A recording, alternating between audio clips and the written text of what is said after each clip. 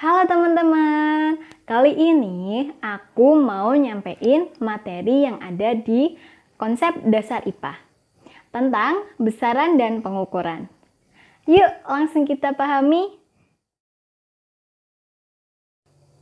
Kalian tahu nggak sih dulu kita menggunakan satuan jengkal, hasta, dan kaki untuk melakukan sebuah pengukuran panjang dan lebar?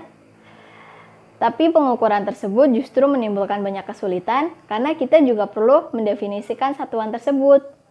Oleh karena itu, di dalam dunia ilmu pengetahuan, lahirlah suatu satuan yang disepakati oleh seluruh negara di dunia dalam satuan yang kita kenal dengan Satuan Internasional atau SI.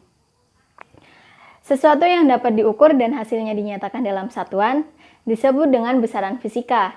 Sedangkan suatu besaran yang satuannya telah ditetapkan terlebih dahulu dan tidak bergantung pada besaran lain disebut dengan besaran pokok. Nah, dalam sistem internasional ada 7 besaran pokok loh.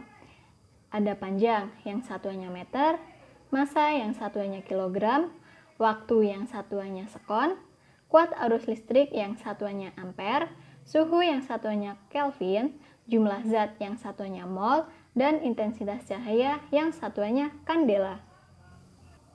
Ada juga loh besaran yang satuannya diturunkan dari besaran pokok.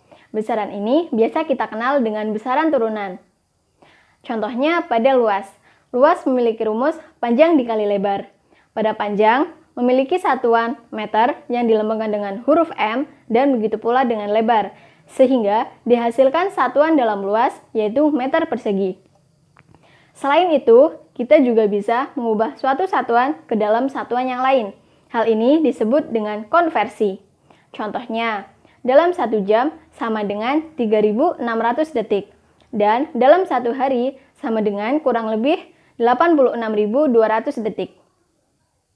Kalian juga pasti pernah kan berhadapan dengan suatu bilangan yang sangat besar atau bilangan yang sangat kecil.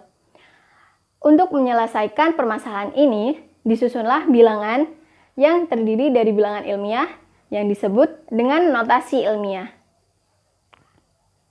Dalam notasi ilmiah, kita menuliskan bilangan sebagai bilangan hasil kali A dengan 10 berpangkat yang disebut dengan orde.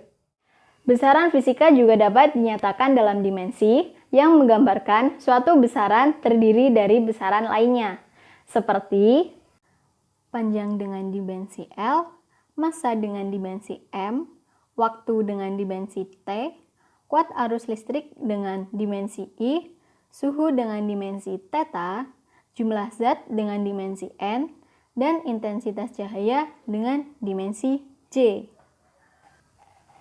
Kita tidak akan pernah bisa mengetahui hasil pengukuran tanpa adanya alat ukur. Untuk mengukur panjang, kita bisa menggunakan mistar, jangka sorong, ataupun mikrometer sekrup. Masing-masing alat ukur ini memiliki ketelitian yang berbeda. Semakin kecil ketelitiannya, maka semakin presisi hasil pengukurannya. Sedangkan, untuk mengukur massa, kita bisa menggunakan neraca, dan untuk mengukur waktu, kita bisa menggunakan stopwatch. Setelah melakukan pengukuran, diperoleh angka-angka yang terdiri dari angka pasti dan angka terakhir yang diragukan. Angka ini disebut dengan angka penting.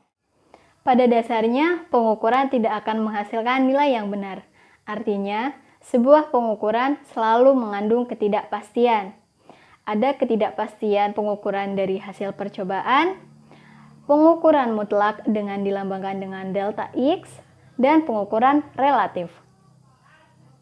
Kemudian, untuk mengolah data, kita bisa menggunakan pengukuran tunggal yang dilakukan hanya 1 kali dan pengukuran berulang yang dilakukan lebih dari 1 kali, yaitu 5 sampai dengan 10 kali.